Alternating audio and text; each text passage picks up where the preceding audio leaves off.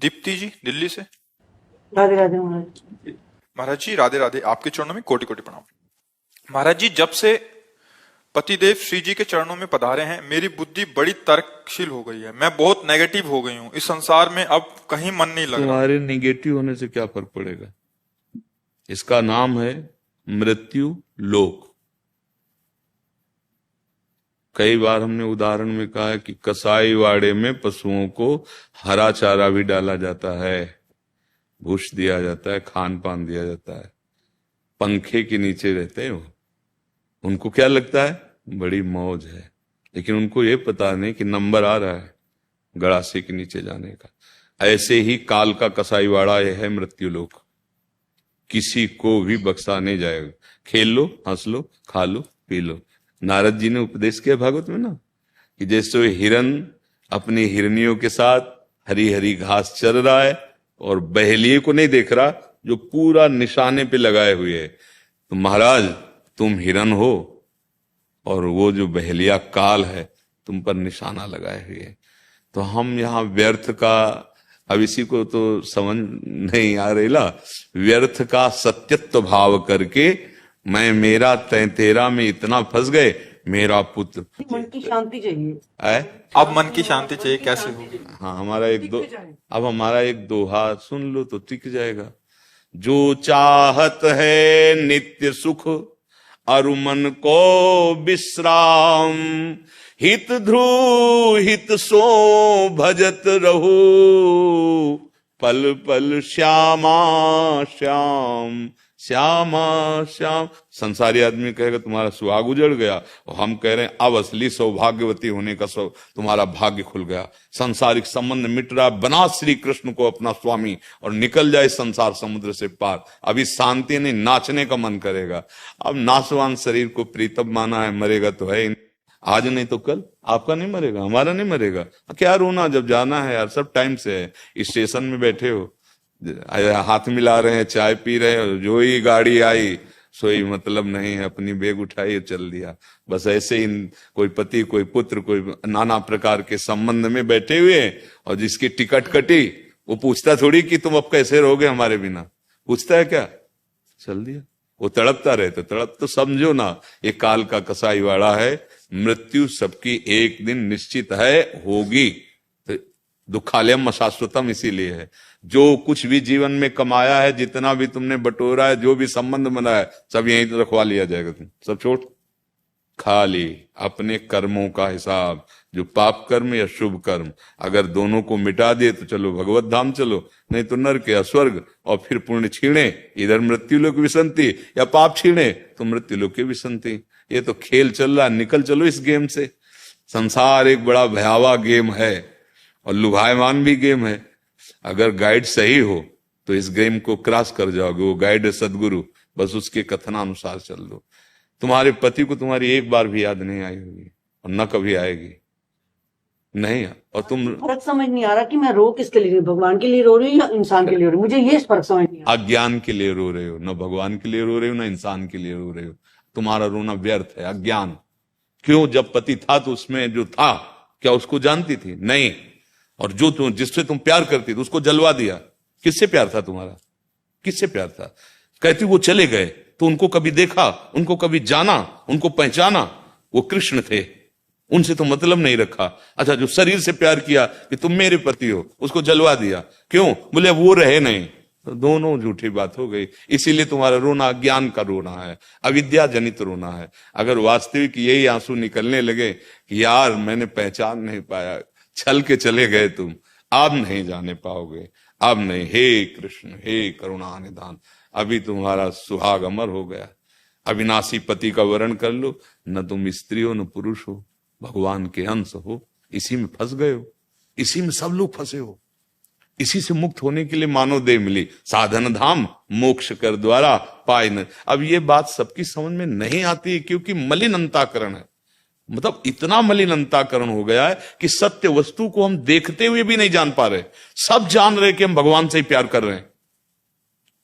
मानो आप अपने पुत्र से प्यार कर रहे हैं तो पुत्र के ढांचे को तो तुम प्यार कर रहे हो, लेकिन अनजाने में भी तुम उसी भगवान से प्यार कर रहे हो, क्योंकि उस पुत्र से जब भगवान अंतर्ध्यान हो गए, जो भगवान का अंश अंतर ध्यान हुआ, आप उस पुत्र को 2 दिन भी नहीं रख सकते।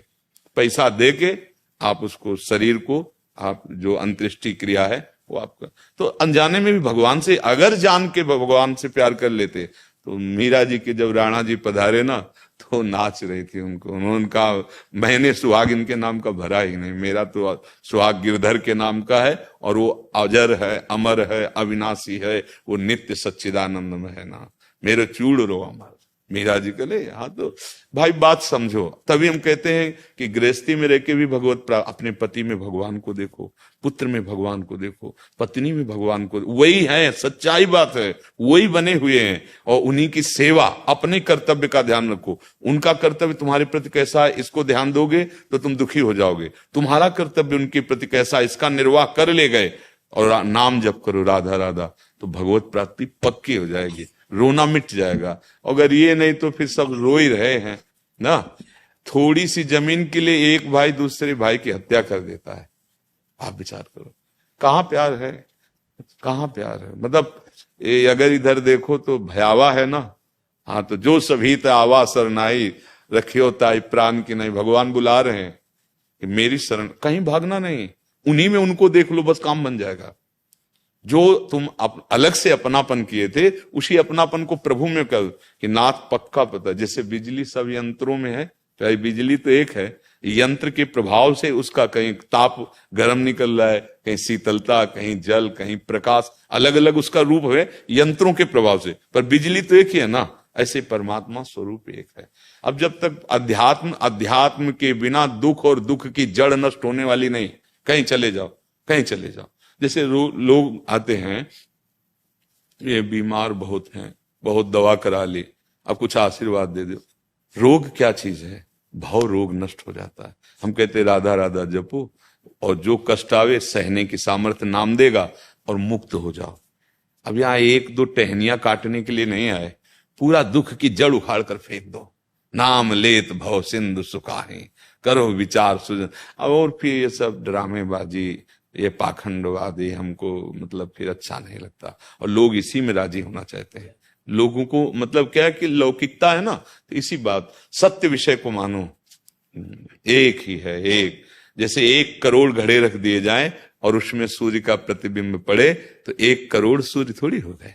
ऐसे हमारा तुम्हारा शरीर घड़ा है पांचभौतिक, परमात्मा तत्व सब में एक, घट घट में वही रमा है, दूसरा कोई नहीं। ये बात जान गए तो कौन किसका पति है, कौन किसकी पत्नी।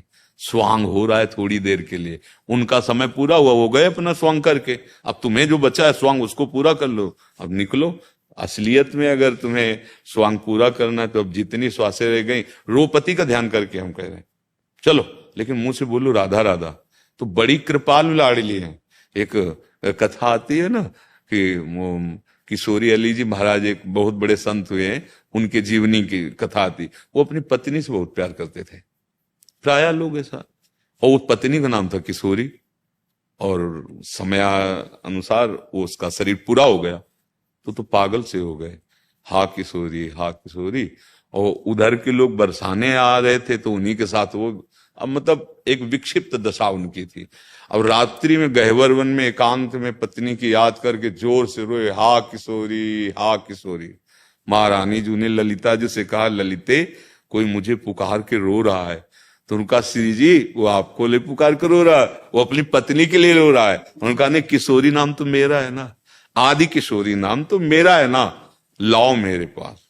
योगींद्र दुर्गम गतिर, श्री लाडली लाल, ये कोई मुनिमन ध्यान धरत नहीं पावत, प्यारूढ़ क्षमते ने अच्छी सुखादी नाम तो यह ध्यानगम। महारानी ललिता जी नजदीक गए और से कहा चलो आपको श्री जी, तो ललिता जी के दर्शन का मतलब श्री जी के दर्शन, दर्शन मात्र से निष्पाप हुआ, मोह का नाश हुआ, और जे ही श्री जी का साक्षात को बहुत बड़े महापुरुष हुए हैं, रस ग्रंथ लिखा है उन्होंने, किशोरी अली जी महाराज। अब आप सोचो, याद करके पत्नी की रो रहे थे ना, पर निकल रहा था किशोरी, तो हम कह रहे याद करो पति की, और मुख से निकालो कृष्ण, हा कृष्ण, हा कृष्ण, वो बड़े करुणा निधान, इतने में काम बना देंगे।